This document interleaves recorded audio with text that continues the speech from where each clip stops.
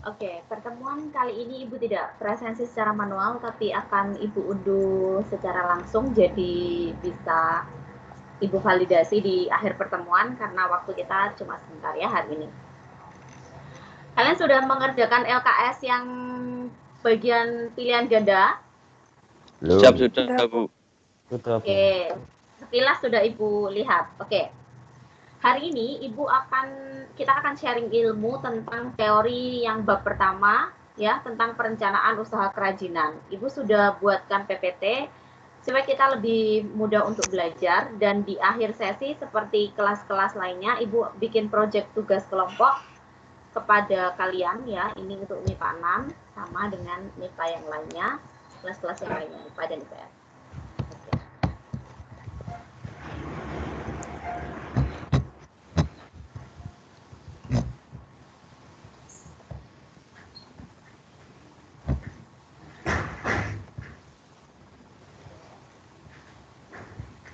Oke, baik. Ibu sekali lagi mengingatkan, khususnya kepada IPA 6 juga, semoga kalian tetap sehat ya, dan tetap jaga protokol kesehatan. Amin. Sepertinya pandemi ini terlihat sedang, maksudnya sudah mereda, tapi sebenarnya tidak gitu ya. Jadi kemarin ada berita duka juga dari salah satu dokter yang juga merupakan ayah dari siswa SMA 16 dulunya, itu meninggal gitu ya di UNER, dosen UNER beliau. Ini kok tidak bisa dibisuk, kenapa ya? Minta tolong yang speakernya masih ini di mute ya. Oke, sudah.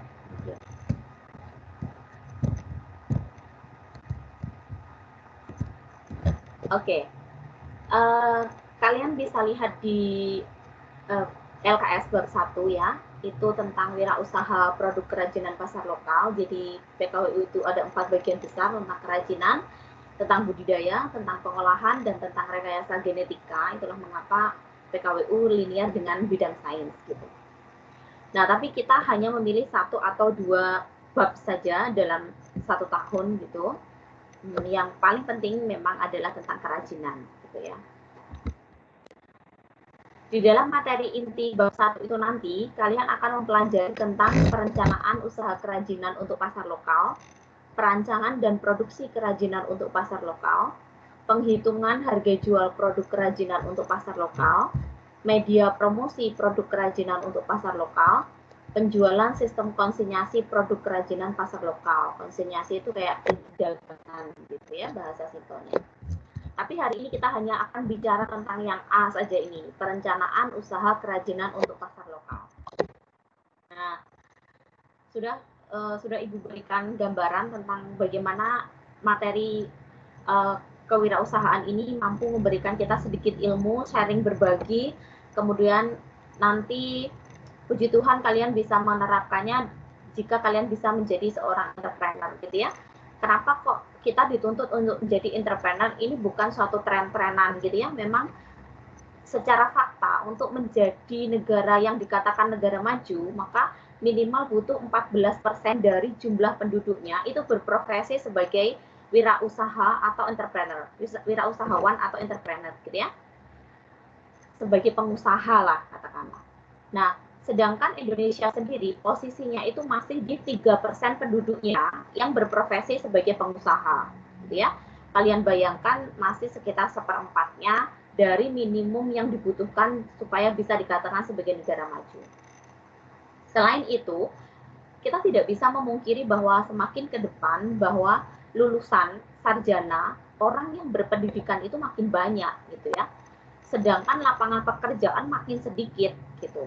Sedangkan sumber daya itu sumber daya manusia gitu ya. Sumber daya manusianya makin kompeten, jadi kompetisinya makin tinggi gitu ya. Otomatis bagaimana supaya kita tidak menjadi sarjana yang menganggur kasarnya gitu, ya kita berarti merintis usaha, menjadi seorang pengusaha gitu ya. Apakah itu mudah Bu Erna? Ya tentu sangat tidak mudah gitu ya. Makanya dari sekarang kita belajar untuk bagaimana memperoleh ilmu untuk menjadi seorang pengusaha. Setidaknya kita belajar ilmunya dan kita terapkan sedikit demi sedikit, gitu ya. Untuk menjadi seorang entrepreneur, tentu kalian harus punya goals atau tujuan, kemudian punya ideas, ya, punya ide-ide, ada teamwork, tentu saja ada kerjasama dan juga ada plan, ada rencana, gitu ya. Ada business plan, ya, business plan ini. Business plan ini menjawab pertanyaan yang sangat singkat, yang sangat simple, but this is difficult, gitu ya, singkat tapi susah, gitu ya. Pertanyaan, does it, apakah business plan kita itu bekerja, gitu ya. If the answer yes, maka kalian akan mendapatkan profit dan kalian bisa mengembangkan usaha kalian. If the answer no, gitu ya, maka kalian tidak boleh menyerah, tapi kalian perbaiki, evaluasi apakah yang salah dengan business plan kita, kemudian bagaimana cara memperbaikinya, atau kalian bikin business plan yang lain, gitu ya. Makanya udah banyak banget kisah-kisah seorang pengusaha sukses yang pasti dia pernah gagal, gitu. Bicara tentang perencanaan usaha kerajinan untuk pasar lokal, maka kalian akan belajar beberapa subtopik. Yang pertama tentang pengertian pasar, kemudian yang kedua tentang kerajinan lokal, yang ketiga tentang perencanaan usaha, dan yang keempat tentang sumber daya material, teknik, dan juga ide produk kerajinan. Oke, yang pertama tentang pengertian pasar. Sebenarnya this is the theoretical banget, gitu ya. Tapi kalian perlu tahu, gitu. Pasti sejak kecil kalian sudah mengenal pasar, dan pasti di bayangan kita, pasar itu adalah ya tempat bertemunya penjual dan pembeli, gitu ya. Tapi guna melakukan transaksi ekonomi, ya. This is the good point pentingnya di sini. Important point-nya adalah economic transaction, ya. Ada pasar langsung dan ada pasar tidak langsung. Mungkin 10 atau 20 tahun yang lalu kita hanya menemukan pasar langsung, gitu ya. Dimana ketika kita membeli, ya kita harus datang ke tempatnya, gitu. Tapi sekarang dan mungkin 10 sampai 20 tahun yang akan datang, gitu, tidak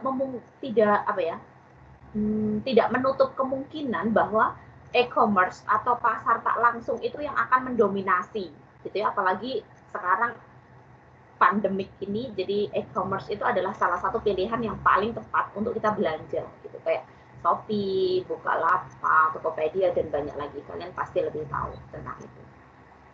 Jadi jika kita bicara it's about market, it's not about the place to face, gitu ya. Untuk ini bukan tentang suatu tempat di mana kita harus bertatap muka dan sebagainya, tidak. Tapi yang paling utama dari suatu pasar itu adalah economic transaction-nya itu seperti apa, gitu ya. Yang kedua, yaitu ciri-ciri pasar. Pertama tentunya adanya calon pembeli dan penjual, calon, ya. Kemudian adanya barang atau jasa yang hendak diperjualbelikan. Oke, pasti kalau ada pembeli dan penjual pasti dia mau membutuhkan barang atau jasa, gitu ya. Ya, yang ketiga ini, kalau ada calon tapi dia nggak ada proses permintaan dan penawaran, ya itu tidak bisa dikatakan sebagai pasar. Makanya harus ada proses permintaan atau penawaran. Inilah yang menyebabkan adanya harga, gitu ya. Kemudian adanya interaksi penjual pembeli baik secara langsung maupun tidak langsung. Nah, ini namanya yang transaction tadi ya, economic transaction. Oke. Sekarang jenis-jenis pasar menurut keleluasaannya. Ada pasar lokal, ada pasar daerah, ada pasar nasional, ada pasar internasional. Tentu saja dari kalimatnya ini saja ya, kita sudah tahu bahwa itu cakupannya yang berbeda gitu. Kalau pasar lokal dalam satu kota tempat produk tersebut dihasilkan. Contohnya di Malang gitu ya, ada terkenal di Batu ya. Batu itu berbeda dengan Malang. Memang masuk Malang Raya, tapi Batu itu ke kota sendiri. Di Batu itu misalnya ada pasar buah gitu ya, karena di sana banyak apel dan berbagai macam buah-buahan gitu. Atau di Pangandaran ada pasar ikan. Atau di Gunung Kidul di Yogyakarta ada pasar ikan juga, gitu ya. Kemudian kalau pasar daerah itu meliputi wilayah tertentu seperti kabupaten atau provinsi. Tentu saja, contohnya misalnya pasar Beringharjo di Yogyakarta atau pasar Atom di Surabaya gitu. Kemudian pasar nasional. Pasar nasional itu, nah ini sedikit yang berbeda ya. Pasar nasional itu meliputi wilayah suatu negara. Contohnya ini sedikit yang berbeda tentang pasar saham. Kalau kalian mendengar tentang Bursa Efek Jakarta, pasar saham, pasar uang, pasar obligasi, obligasi itu surat-surat hutang negara gitu ya. Nah itu adalah pasar di mana kita bisa berinvestasi, ya, berinvestasi dan itu mencakupannya ke satu wilayah negara gitu. Nah makanya di kewirausahaan nanti ini juga Ibu akan selipkan sedikit tentang pengetahuan tentang financial planner. Bagaimana kalian menata tentang keuangan kalian, tentang investasi gitu ya. Kalian perlu tahu tentang investasi, pasar saham dan sebagainya itu. Apalagi yang cowok-cowok ini ya, yang maksudnya dia sebagai pencari nafkah, tentu saja dia harus tahu bagaimana cara berinvestasi yang baik ya. Bu Erna saja juga sedang belajar tentang itu gitu. Mumpung kalian masih muda, kalian belajar tentang hal-hal itu ya. Investasi itu banyak. Kalau dulu orang-orang itu berpikir bahwa investasi pada emas dan properti saja, misalnya tanah gitu, sebenarnya investasi itu yang paling menjanjikan tapi juga paling beresiko itu tentang saham gitu, di saham juga ya. Itu namanya pasar nasional. Kembali lagi, yang berikutnya adalah pasar internasional, yaitu dari berbagai negara di seluruh dunia. Misalnya saja contohnya apa? Contohnya pasar minyak bumi di Uni Emirat Arab, atau pasar rempah-rempah di Indonesia dan juga di India dan sebagainya. Ya, istilahnya keleluasaannya. Oke. Selanjutnya kita merujuk pada topik kita yaitu kerajinan. Kerajinan lokal, karena nanti ada kerajinan global gitu ya. Kerajinan produk lokal itu merupakan kerajinan itu merupakan suatu benda hasil karya seni manusia, ya. Benda tersebut terbuat dari berbagai bahan. Fungsinya biasanya untuk hiasan, benda seni maupun benda pakai gitu ya. Makanya kerajinan itu dibedakan menjadi dua berdasarkan pembuatannya gitu ya, kerajinan dari bahan alam atau kerajinan bahan buatan. Kerajinan bahan alam itu misalnya saja ya dari serat kayu atau apa gitu ya, dari serat tumbuhan dan sebagainya. Kemudian kerajinan bahan buatan itu ya dari plastik atau sintetik pabrikan gitu. Pernah cerita mengajari pedalaman Papua itu kalau orang-orang di sana bikin tas noken, tas khasnya Papua itu dipintal langsung dari serat kayu ya, jadi benar-benar satu persatu karena memang di sana tidak ada modernisasi pabrikan gitu. Nah itu benar-benar dianyang satu persatu gitu. Nah nanti kalau dijual ke kota barangnya harganya lebih mahal karena barangnya limited dan juga autentik. Jadi satu tas itu tidak akan sama dengan tas lainnya. Nah itu kenapa tas-tas seperti Hermes, Chanel, kemudian Louis Vuitton dan lain sebagainya ya, yang branded itu ya, karena memang di sana pembuatannya itu handmade gitu, satu persatu gitu. Kalau satu persatu tangan manusia itu kan tidak ada yang sama, makanya tidak ada satupun tas yang akan sama walaupun bentuknya sama gitu ya. Nah itu yang menyebabkan kenapa harganya sangat tinggi, dan itu sebagai kelas sosial dari seseorang yang bisa membelinya gitu ya. Bu Erna sendiri juga punya pengalaman, memang Bu Erna suka brand-brand lokal yang dia otentik gitu ya, kayak misalnya beli sepatu gitu pun Bu Erna tidak suka yang brand-brand maksudnya sepatu kerja contohnya gitu ya, suka yang buatan handmade langsung dari pengrajinnya gitu. Menurut Bu Erna itu justru ada nilai seni di dalamnya gitu, ada memori juga di dalamnya gitu ya, memori pembuatnya itu tertuang di sepatu kita gitu. Nah, menurutku itu sangat otentik gitu. Kalau kalian nanti berkesempatan untuk pergi ke daerah-daerah di seluruh Indonesia atau mungkin ke luar negeri gitu ya, cari sesuatu yang memang otentik dari daerah itu gitu, supaya kalian punya punya rasa di sana gitu ya. Ini yang akan penting gitu ya. Nanti kalian akan merencanakan usaha, tapi dalam bentuk perencanaan ya. Perencanaan usaha itu adalah proses penentuan visi, misi, dan tujuan, strategi, kebijakan, prosedur, aturan, program, serta anggaran yang diperlukan untuk menjalankan suatu usaha. Fungsinya adalah sebagai pedoman untuk mencapai keberhasilan manajemen usaha dan alat untuk mengajukan kebutuhan permodalan yang bersumber dari luar. Oke. Jadi nanti kalau kalian sekarang kan kelas 12, otomatis kalian akan menjadi mahasiswa. Di dalam kehidupan mahasiswa nanti, kalian akan menemukan salah satu program kreativitas mahasiswa atau disebut sebagai PKM. Itu adalah salah satu program dari pendidikan tinggi ya, Kementerian Pendidikan Tinggi atau Dikti gitu ya. Itu intinya nanti kalian akan buat proposal, dikompetisikan pada tingkat universitas, kemudian pada tingkat nasional, kalian akan didanai gitu. Dana kalian itu bisa kalian gunakan untuk mewujudkan proposal kalian itu gitu. Kalau misalnya proposal kalian penelitian, ya dana kalian untuk penelitian. Kalau misalnya proposal kalian kewirausahaan, berarti dana kalian kewirausahaan ya. Itu sangat-sangat bergengsi dan itu diperebutkan gitu di mahasiswa gitu ya. Asalkan kalian tekun dan itu teamwork, jadi berkelompok. Selain kalian dapat dana, kalian dapat profit dari keuntungan kalian usaha, kalian dapat pengalaman, itu yang paling penting gitu ya. Makanya Ibu bilang bahwa pelajaran PKWU ini santai, tapi kita juga serius gitu. Setidaknya kalian bisa menuangkan ide di sini. Perencanaan ke usaha itu ada 3 poin besar ya. Ada perencanaan produksi, ada perencanaan pasar, dan ada perencanaan keuangan. Tentu saja ya, kalau kita mau usaha ada production planning, ada marketing planning, ada financial planning. Tentu itu. Nah, perencanaan produksi itu adalah perencanaan yang pertama, suatu kegiatan pendahuluan yang akan dilaksanakan dalam usaha mencapai tujuan yang diinginkan perusahaan, otomatis gitu ya. Kalau kita mau usaha ya pasti produksi gitu. Kalau kita bicara tentang kerajinan, maka akan menitik beratkan pada nilai-nilai estetika atau keindahan, keunikan atau craftsmanship, dan keterampilan serta efisiensi. Efisiensi adalah segala sesuatu yang tepat sasaran.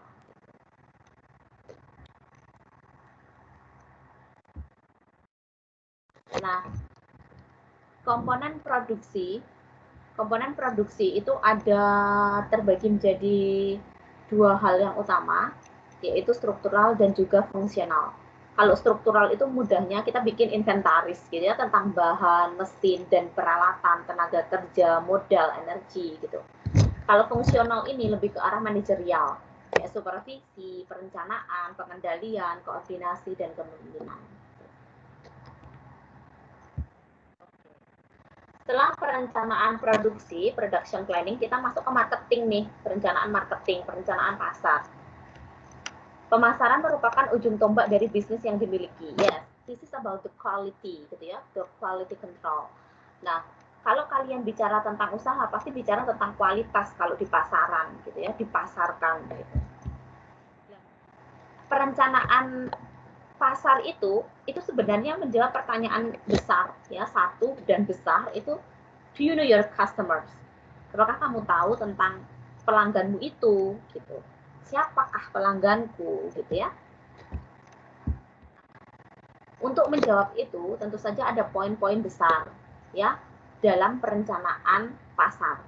Yang pertama disebut sebagai segmentasi pasar, yang kedua penetapan pasar sasaran, yang ketiga penempatan produk. Apa itu segmentasi pasar? Jadi pertama dalam perencanaan pasar itu kalian harus tahu segmentasi pasar. Logikanya yang bisa kita lihat secara nyata ya di dalam kehidupan kita, pasar itu heterogen. Ya, semuanya itu sangat banyak, tidak seragam gitu ya.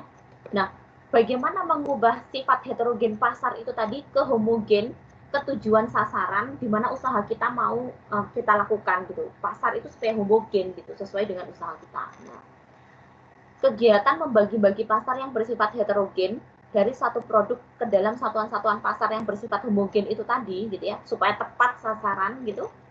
Itu namanya segmentasi pasar. Nah, ada 4 kriteria segmen pasar.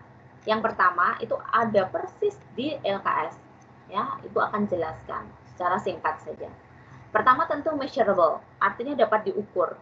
Pasarmu itu dapat diukur, segmen pasarmu itu dapat diukur, apakah cakupannya besar atau kecil, gitu ya, luas atau sempit, gitu. Kemudian accessible, artinya dapat dicapai, artinya segmen pasarmu itu terjangkau oleh kamu, dapat dipromosikan dengan mudah, usahamu itu dapat dipromosikan dengan mudah ke segmen pasar yang sudah kamu tuju tadi, gitu ya, customer-customermu tadi. Kemudian yang ketiga adalah substansial. Substansial is about evidence atau proof gitu ya, sudah terbukti, jelas ada buktinya gitu. Menguntungkan. Tentu saja kalau kita bicara tentang usaha pasti harus tentang profit gitu ya, tentang keuntungan. Kemudian yang keempat yang paling penting adalah actionable atau take action, dapat dilaksanakan. Kamu mau bikin business plan sebaik apapun ya, segmen pasar baik apapun kalau tidak bisa actionable ya percuma gitu, harus dapat dilaksanakan. Sedangkan 3 dasar penentuan segmentasi pasar itu ada secara geografis, ada secara demografis, ada secara psikografis gitu. Geo tentu saja berbicara tentang letak, demo berbicara tentang penduduknya, psiko berbicara tentang mentality atau kondisi mentalnya gitu ya. Kalau geografis berarti apakah segmen pasar kamu itu mencakup negara, provinsi, kabupaten, kota, atau hanya desa, wilayah tempat kita tinggal. Nah, itu segmentasi pasar secara geografis. Secara demografis, apakah produk sasaran kita nanti gitu ya, segmentasi pasar kita, customer kita nanti umurnya itu berapa gitu. Kalau misalnya kamu mau jualan gamis gitu ya pasti menyasar ke yang remaja ke dewasa gitu ya. Terus jenis kelaminnya apa? Produk sasaran kamu apakah untuk laki-laki dan perempuan ataukah untuk laki-laki saja atau untuk perempuan saja gitu. Kalau fashion misalnya fashion perempuan berarti perempuan saja. Lalu berbicara tentang pendapatan. Apakah ia kelas menengah ke atas, menengah atau menengah ke bawah? Tentu saja ini berhubungan dengan harga. Lalu agama. Nah, mayoritas yang disasar yang seperti apa? Kalau mau jualan gamis ya tentu yang muslim gitu ya. Kemudian pendidikan orang-orang di desa dengan tingkat pendidikannya tentu berbeda dengan orang-orang di kota, gitu ya. Produk apa yang tepat untuk dipasarkan di desa atau di kota, gitu. Pekerjaan ini hubungannya dengan pendapatan juga. Nah itu dari segi demografis, dari manusianya, gitu ya, dari penduduknya. Kalau psikografis, nah ini yang cukup menarik menurut Bu Etna karena ini yang disasar oleh pengusaha-pengusaha muda saat ini, gitu. Kayak kedai kopi yang ada di mana-mana itu ya, kemudian tempat makan yang instagramable kalau kata kalian gitu ya. Nah yang disasar sebenarnya yang bagian ini segmentasi secara psikografis gitu ya. Jadi adanya kelas sosial, adanya gaya hidup yang berubah, berbagai ciri kepribadian atau motif pembelian gitu ya. Kayak misalnya Starbucks itu sebenarnya kan hanya kalau kita logika kan hanya kopi biasa, but this is about the lifestyle gitu ya. Ini tentang gaya hidup gitu.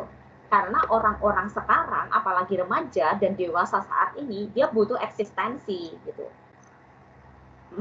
Nah, pengusaha tahu bahwa orang-orang remaja ini butuh eksistensi, keberadaannya butuh eksis gitu. Nah, makanya bikinlah usaha-usaha yang seperti itu gitu. Apakah itu salah Bu Erna? Oh jelas tidak gitu ya, karena memang otak-otak pengusaha kan bisnis gitu ya.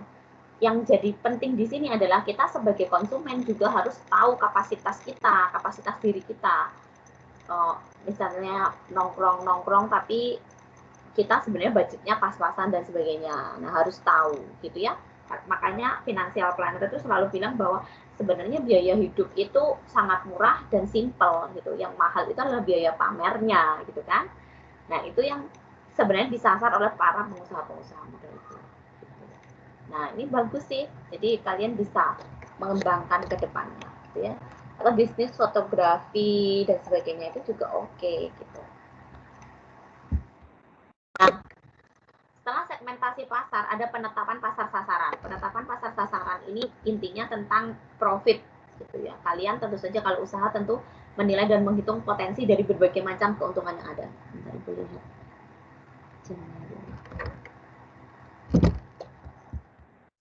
Kemudian penempatan produk. Nah, ini setelah tahu pasar sasarannya, tentu saja penempatan produk ini branding. Branding itu cukup sulit ya, karena kalian yang terpenting adalah persepsi atau tanggapan konsumen mengenai posisi yang dipegang setiap produk di pasar. Jadi kalau kalian nanti suatu saat jadi bos suatu brand tertentu, teman-teman kalian harus break the boundaries, jadi pecahkan apa ya,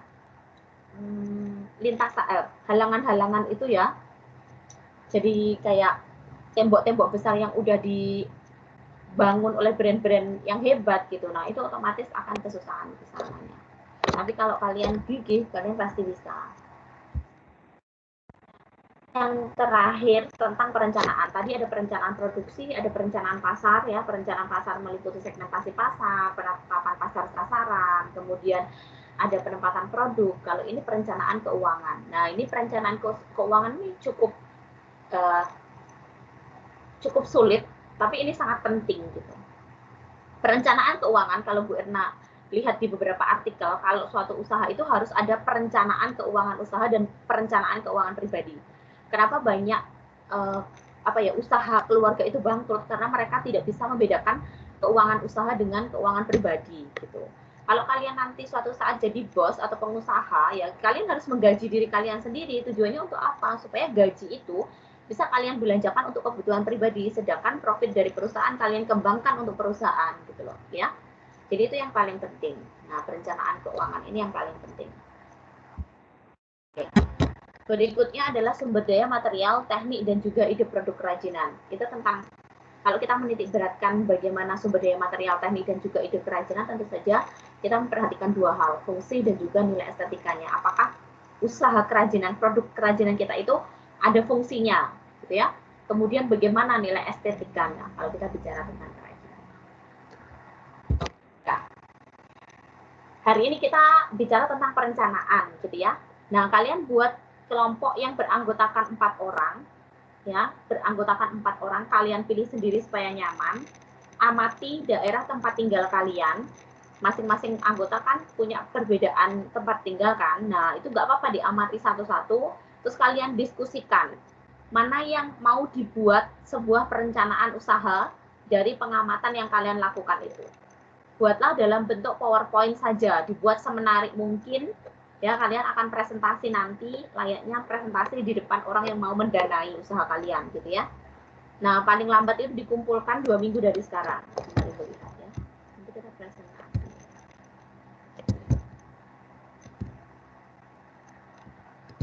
Berarti tanggal 2 September.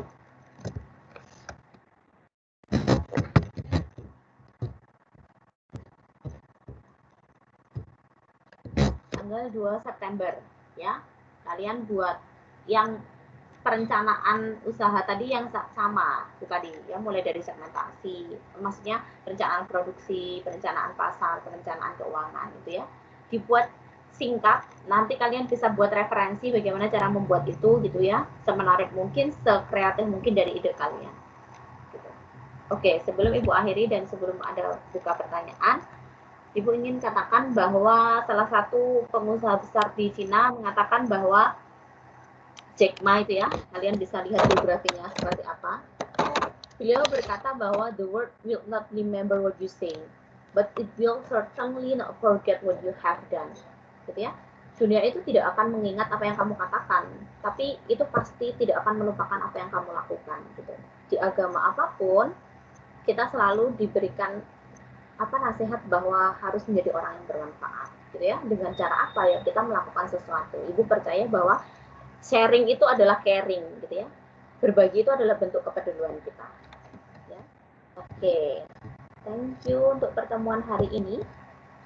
Ibu akan validasi presensinya sebelum Ibu tutup. Mungkin ada pertanyaan dari Fana. Saya mau bertanya, Bu. Oke, materinya nanti Ibu berikan. Gimana, Nak? Kelompoknya itu kita bikin sendiri atau ditentukan oleh Bu Erna? Bikin sendiri. Silahkan. Kalian kebijakan kelasnya gimana terserah. Pokoknya Bu Erna nggak membikin kelompok itu ya. Kalau kalian kebijakan kelasnya mau dibikin secara adil kelasnya, yang penting Ibu serahkan ke kelas kalian. Baik, Bu. Oke. Ada pertanyaan lain? 45 menit. Kita virtual meeting. Tidak ada? Saya rasa tidak ada, Bu. Tidak ada ya. Oke, thank you. Oh ya, ada Bu. Ternyata, Bu. Oh, gimana? Itu ya, berarti untuk yang dipresentasikan itu intinya mengacu pada susunan kayak kerangka di LKJ itu ya, mulai dari perencanaan pasar, terus segmentasi pasar dan sebagainya itu disusun di PowerPoint tadi, Bu. Nanti dipresentasikan Iya, kayak gitu. dari apa produk yang ingin ide bisnis yang mau kamu tuangkan itu. Terus Segmentasi. nanti untuk apa perlu dibuat perencanaan keuangan? Jadi misalkan modalnya berapa, kira-kira permodalannya berapa? Iya. Kayak gitu ya, Bu ya. Yang Oh, siap. sedia. Gitu. Siap, Yang siap. sebisa. Oke, ada pertanyaan lain?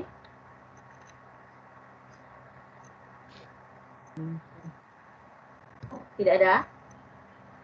Oke, Ibu harapkan pokoknya tetap jaga kesehatan, tetap semangat. Kalau ada kesulitan bisa tanyakan ke Bu Erna. Nanti Ibu akan validasi presensi dan juga tugas kalian. Oke, thank you ya. Selamat pagi. Pagi, Bu. Pagi, Bu. Oke, Bu.